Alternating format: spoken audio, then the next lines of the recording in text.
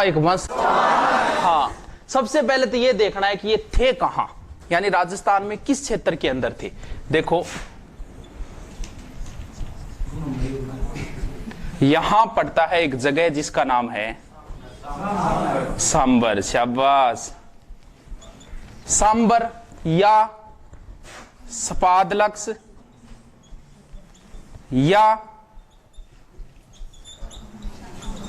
एक ही नाम है, चाहे सांबर आ जाए, चाहे स्पादलक्स आ जाए और चाहे आ जाए साकंबरी, एक ही बात है, तीनों एक ही नाम है। इस झील के चाहू ओर, चाहू का अर्थ क्या होता है? इस झील के चाहू ओर रहने के कारण ही क्या कहलाए? क्योंकि इनको पहले कहा जाता था चैमान। चैमान का ही परिष्कृत रूप क्या है? अब देखो यहां से सीधा सा आया था पिछली बार क्वेश्चन, पटवार के अंदर ही आया था कि सांबर झील के आसपास उदित होने वाले राजपूत वंश का क्या नाम है? कोई समस्या को नहीं। सांबर झील के चारों ओर रहने के कारण क्या कहलाई? कोई समस्या। अब देखो कोई भी क्षेत्र हो जाए, उस क्षेत्र की हमेशा एक राजधानी जरूर होती है। यहां ये क्षेत्र था, इनकी एक राजधानी इधर पड़ती है, एक जगह जिसका नाम है छतरपुर। देखो जांगल प्रदेश की भी यही राजधानी थी। वैसे कई किताबें यह भी लिख देती है कि सांबर की प्राचीन राजधानी साकंबरी थी, लेकिन अधिकतरों ने यह माना है कि सांबर की प्राचीन राजधानी क्या थी? अहिछत्रपुर। अहिछत्रपुर नागौर का प्राचीन नाम है।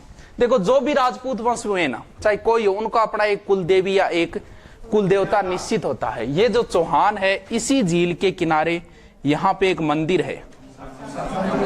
कौन सी माता का? अरे वाह, साकंबरी। साकंबरी, और इस साकंबरी का ही नाम क्या है? सांबर। की अलग अलग चौहानों की अलग अलग कुल देवी है। जैसे सिक्कर वालों की ये जीण माता है, उधर जालोर वालों की आशापुरा माता है, और यहाँ के चौहानों की कौन सी है? अब देखो अभी आरएस में ये क्वेश्चन आया था कि सांबर के पास में कौन सी माता का मंदिर है? साकंबरी। कहते हैं कि यहाँ साग का अर्थ होता है सब्जी वगैरह होता है। यहाँ अकाल पड़ा था, इस माता ने कहते हैं लोगों को फल फ्रूट बांटे थे, इसलिए इसका नाम क्या हो गया? भारत की कहते हैं ये सबसे प्राचीन माता है। और सौ पुरानी कौन है? नानी को नहीं वेगे? नानी। इसे कहा जाता है तीर्थों की नानी। इसे कहा जाता है पटवार 2013। सीधा सा पूछा था देवयानी तीर्थ कहां स्थित है? बात ठीक है, यानी इतनी बात है। चौहान वंश कहां हुआ था? यहां, यहीं से इसका उदय हुआ था। इनकी प्राचीन राजधानी ये बताई जाती है, और इनकी कुलदेवी कौन सी है? साकंबरी माता। अब देखो चाहे कोई भी वंश हो, उसका एक संस्थापक निश्चित होता है। संस्थापक तो होगा, कोई चीज हो संस्थापक तो होगा। चौहानों का, कौन से चौहानों का? स्पादलक्स के चौहानों का संस्थापक था शाबाश वासुदेव चौहान। देखो भगवान कृष्ण के नाम पे है ये। पहले पोत की पूजा हुए गणेश जी के हुए। आपा कृष्ण जी भक्त आपा किंग कर लिया, पहले बहुत आपा कृष्ण जी को नाम ले ला। यानी चौहानों का संस्थापक कौन है? वासुदेव। देखो कोई चीज की स्थापना करा, जी आप घरे मकान बना, स्थापना कितना प्रसाद चढ़ाई करा? 51 चढ़ाई करा, नहीं 8 चढ़ा दो किता को। साकंबरी के चौहानों की स्थापना कब हुई थी? कौन था? देखो 2-3 एक नाम है, बस भाई याद रखना है। देखो यहां साकंबरी के चौहानों का संस्थापक कौन हो गया? वासुदेव हो गया, ठीक है। यहीं से एक शाखा और निकली और यहां आ गई रणथंभौर में। हाँ, रणथंभौर के अंदर यहां के चौहानों का संस्थापक था राजस्थान पुलिस। 2003 में आया था ये, 2003 में। रणथंभौर के चौहानों का संस्थापक कौन है? एक ही बात है, भगवान कृष्ण का ही नाम ये है। भगवान कृष्ण का ही नाम क्या है? गोविंद। चौहानों ने अधिकतर क्षेत्रों पे अपना अधिकार कर लिया था, यानी इनकी कीर्ति दूर दूर तक फैल गई थी और यहां तक आ गई थी। यहां कौन सा जिला है? जालोर तक इनकी कीर्ति फैल गई। यानी जालोर के चौहानों का संस्थापक कौन है? कोई समस्या? जालोर में एक जगह है यहां जिसका नाम है नाडोल। नाडोल के चौहानों का संस्थापक है गुरुजी ओ क्या याद रखा, नाखून काट्यो हो गयो ने पढ़ो आज दे थारो कट जाओ और मेरो और कट जाओ ना वो यही करतो पढ़ातो दात को नहीं। लक्ष्मण या नाडोल के चौहानों का संस्थापक कौन है? यही एक जगह और है, जालोर के नीचे कौन सा जिला है? सिरोही है। सिरोही के चौहानों का संस्थापक था, देखो मिनट 2 बाद थारो एग्जाम है, 2 मिनट तक याद रखना, क्या ही राख ले लाई बाद में था ना कुण कोई कौन पूछेगा लुम्बो कुण और लुम्बी कुणी अपन मतलब कौन आपने भाव लुम्बो गठी जाओ और आपने भाव लुम्बी गठी जाओ। अब वासुदेव यही पूछा गया बार बार, पिछली बार 3rd ग्रेड में 2 जिलों से यही पूछा गया था, चौहानों का मूल पुरुष या आदि पुरुष यही हो गया, प्रारंभ में यही था, मूल भी यही हो गया और आदि भी यही हो गया, बस यही पूछा है। और 2003 में सिर्फ ये पूछा है, इनके बारे में कभी नहीं पूछा गया। मिटा दूंगे। अब देखो वो मिटायो में, वो मिटायो धीरे धीरे, अब आधा पटवारियां मिट गयो, आधा है दिमाग को साफ।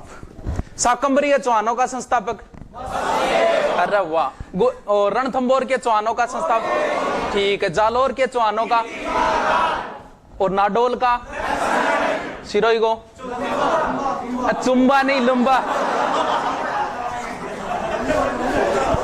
लुम्बा है। कहते हैं कि इनकी उत्पत्ति कैसे हुई, क्योंकि हर चीज की उत्पत्ति का तो पता होना चाहिए, ये मोस्ट चीज है, बार बार पूछी गई है। देखो 2 ग्रंथ है, बहुत फेमस ग्रंथ है, एक का तो नाम है पृथ्वीराज विजय और एक का नाम है पृथ्वीराज। अब देखो कैसे याद रखो, कोई समस्या नहीं, बार बार पूछे गए हर एग्जाम में, कहने की जरूरत नहीं है किसमें नहीं पूछा, हर एग्जाम में पूछे जाते हैं। ज्यादा ये पूछा जाता है 2nd ग्रेड 2010 में पूछा था। क्यों पूछा जाता है? क्यों आपने ध्यान में सिर्फ एक ही रहे। देखो इनकी याद करो, कोई समस्या को नहीं। वो लास्ट नाम की है, वो लिख दियो जय, और जय बन गयो जयानक, यानी पृथ्वीराज विजय किसने लिखा? कोई समस्या को नहीं।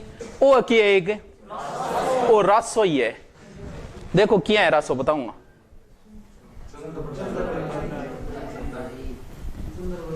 चंद्र बरदाई की एक खास बात है, बेरो एक ही है, बताऊं। चंद्र बरदाई के हो, बस चारण होना की एक खास बात है। ए बारड जी इससे एक रासो लिखे गया, विद्वान आज तक कंफ्यूज है, सही है गलत, आधा क्या वो बात लिखी गई भाई सही है, आधा क्या गलत है। लास्ट में ये मान लिया इतिहासकारों ने कि ये अर्ध प्रमाणित मानना है इसको। ये पृथ्वीराज का क्या था?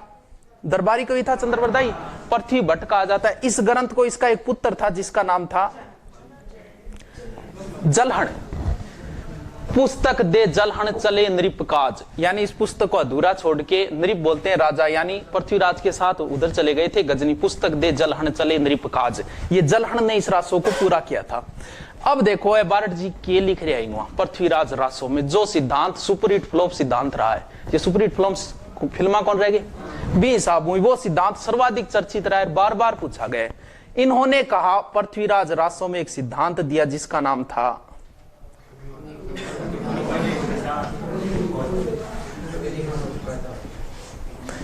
देखो क्या कहता है चंद्रबरदाई, क्या कहता है पृथ्वीराज रासो में कि अपना सबसे ऊंचा पर्वत कौन सा है? आबू पर्वत है, माउंट आबू। माउंट आबू पे ऋषि थे, कुछ ऋषि, जिनमें से वशिष्ठ का नाम लेता है वो, कि वशिष्ठ ऋषि यज्ञ किया करता था।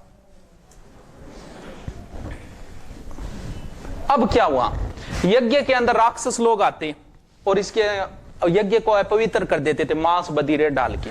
तो इन्होंने किया, वशिष्ठ ऋषि ने क्या किया, इस अग्नि से 3 राजपूतों की उत्पत्ति की। पहले का नाम बताया उन्होंने प्रत्यार, दूसरा और तीसरा चालुक्य, कि इन तीनों राजपूतों से वो राक्षस नहीं रुके और लास्ट में एक सशक्त योद्धा उत्पन्न किया जिसका नाम था,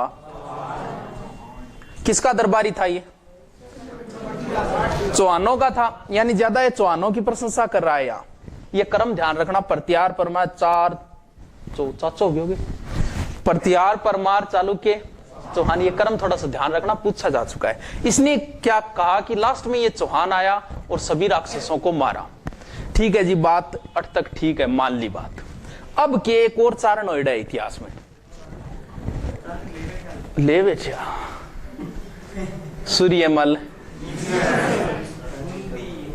ये भी क्या थे, जातिवाद तो गो। सूर्यमल मिशन की विशेष बात की है चारण, और के वस्तु चारण होना विशेष बात ही आप आपकी बड़ाई सारा करे देखो। सूर्यमल मिशन की विशेष बात की और चंद्रवरदाई की और सुभाष की, बस आई बात। इन्होंने क्या लिखा, सूर्यमल मिशन जी ने 2 ग्रंथ लिखे थे अगर पता हो तो, और वीर सतसई बहुत फेमस ग्रंथ है इनका। इन्होंने वीरों को जगाने के लिए, वीरों के लिए बहुत अच्छी अच्छी बातें लिखी है। इलान देनी अपनी हलरिया हलुराय, पूत सिखावे पालने मरण बढ़ाई माए। सुने डोगे, इलान देनी अपनी माँ सिखा रही है बेटा इनका, इला बोलते हैं धरती को, धरती कौन देनी अपनी, इलान देनी अपनी हलरिया हलुराय, पूत सिखावे पालने मरण बढ़ाई माए। का बेटा इन माँ पालने झुल्लो जलाती आ बता रही है कि धरती कौन देनी। बताए हो गया अपन अपनी मावा, अपनी माँ तक सोचा अब्बू आने लग रहे अपन कौन सिखाए, पहले माँ सिखाती है बता, वो अब्बू कौन ला दे और तो बनीता दिन होगा फिर। ये चारण साहब क्या कहते हैं कि देखो जी महाराज भाई साहब बात कह रहे एकदम सही, राजपूतां की उत्पत्ति क्या हुई है, अग्निकुंड हुई है, विदेशियों से हुई है। लेकिन वो इस सिद्धांत का समर्थन करता है। कैसे करता है, इसकी बात एकदम सही है। वो ये कहता है कि यहाँ वशिष्ठ ऋषि यज्ञ करता था, ठीक है, लोग अपवित्र कर देते थे राक्षस प्रवृत्ति के लोग। तो वशिष्ठ ऋषि ने क्या किया, यहाँ कुछ लोग थे, विदेशी लोग थे और कुछ हट्टे कट्टे लोग थे, उनको हथियार दे दिए और अग्नि को साक्ष्य मान के, अग्नि को साक्ष्य मान के हथियार दे दिए और बाद में वो क्या कहलाई, राजपूत। बात शानी एक को नहीं। वैसे ये मत बस इतना ही ध्यान रखना अपन, अग्निकुंड सिद्धांत किसने दिया था, चंद्रवरदाई ने दिया था। मिटा दूं, ठीक। पृथ्वी भट्ट कहा जाता है, इसका वास्तविक नाम बलिवर्द था, चंद्रवरदाई का। मिट गई होगी। हाँ, अग्निकुंड कुंड दियो, राजपूता क्रम बताओ। शाबाश। वंश भास्कर कुंड लिखियो, वीर सतसई कुंड लिखियो। सूर्यमल मिशन किस सिद्धांत का समर्थन करता है, और टोड ऐसे आया था, टोड अप्रत्यक्ष रूप से किस सिद्धांत का करता है, अप्रत्यक्ष रूप से किसका करता है, अग्निकुंड का। वैसे वो क्या मानता है, यहां एक जगह पड़ती है बिजोलिया।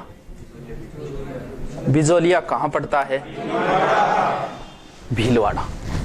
बिजोलिया में एक मंदिर है, या पार्श्वनाथ मंदिर है, कोई मतलब नहीं है। देखो बिजोलिया, बिजोलिया से, बिजोलिया भीलवाड़ा, बिजोलिया से एक शिलालेख मिला है, और उस शिलालेख का नाम भी क्या है, बिजोलिया। कोई समस्या कौन, बिजोलिया कहां पड़ता है, भीलवाड़ा में। इस शिलालेख में लगभग 13 पद बताए जाते हैं, कौन याद रखना, कोई जरूरी कोई 13 पद है अंदर। 1170 की है ये, 1170। इस शिलालेख में एक लाइन लिखी मिली है, वो लाइन है,